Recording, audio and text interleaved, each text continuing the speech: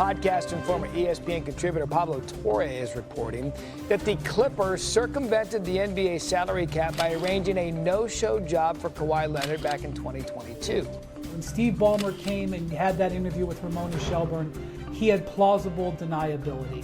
Was there an exception made in terms of our relationship with aspiration? Absolutely not.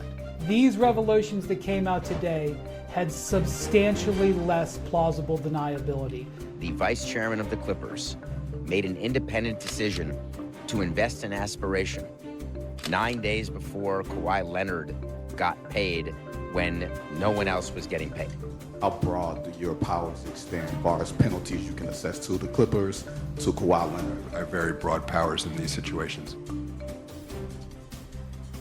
So right now on ESPN.com, senior writer Baxter Holmes, he peels back the layers of the dealings between Kawhi Leonard, the Clippers, and aspiration. He also takes an in-depth look at Kawhi's Clippers tenure, and he joins us right here on NBA Today. Baxter, really, you detail in your story that this isn't the first time that the league has had questions about Kawhi Leonard, about his health, about his business dealings.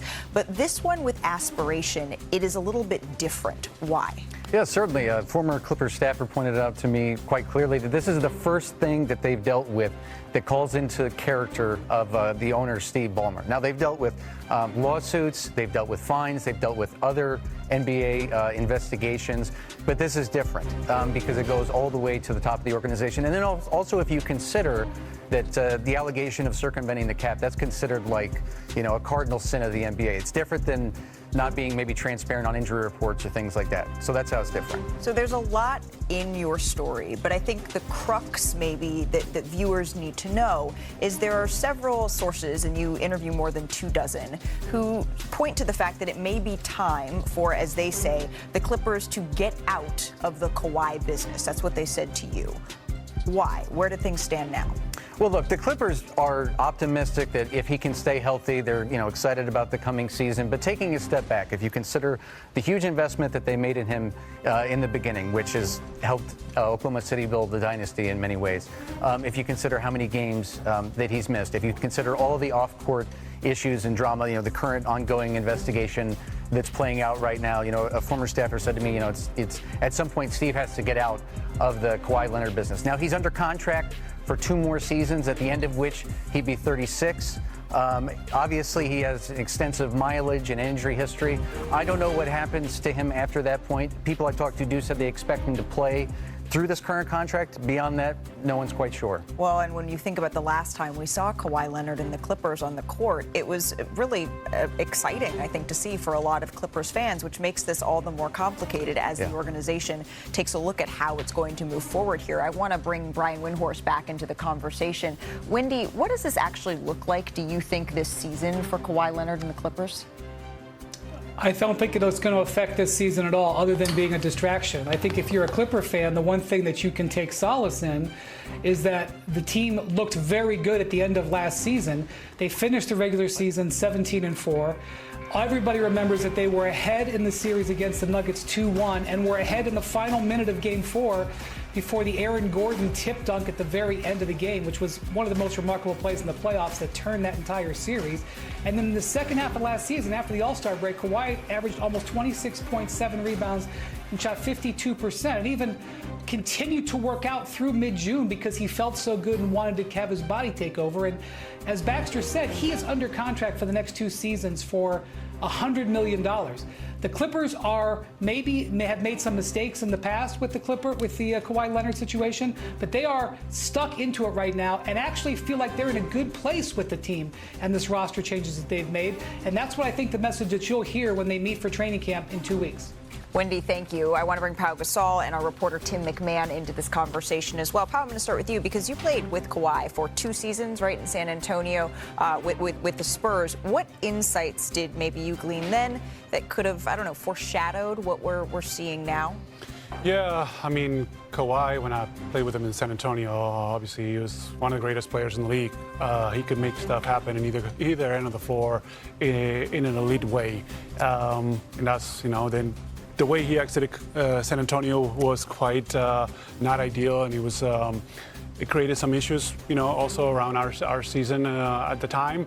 But apparently there were some differences that couldn't be solved, and he kind of, got his way out. Luckily for my brother and the Raptors, they benefited from that, and they won a championship, and they were very happy about that.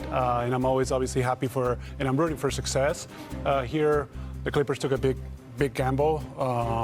It didn't quite pan out as they planned. I think when you look back, and I think you mentioned it on the article, a lot of GMs at the time, when he was a free agent, they would have gone all in also for Kawhi.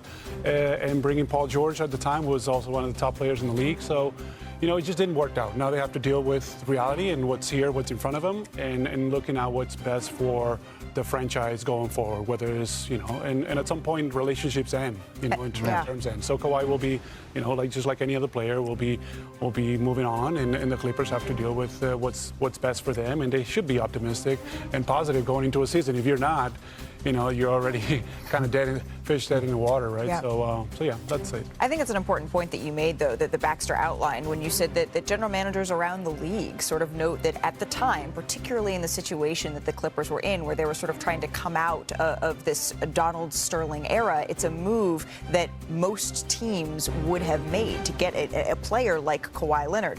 All of this kind of brings the question, Tim, of, okay, what happens next?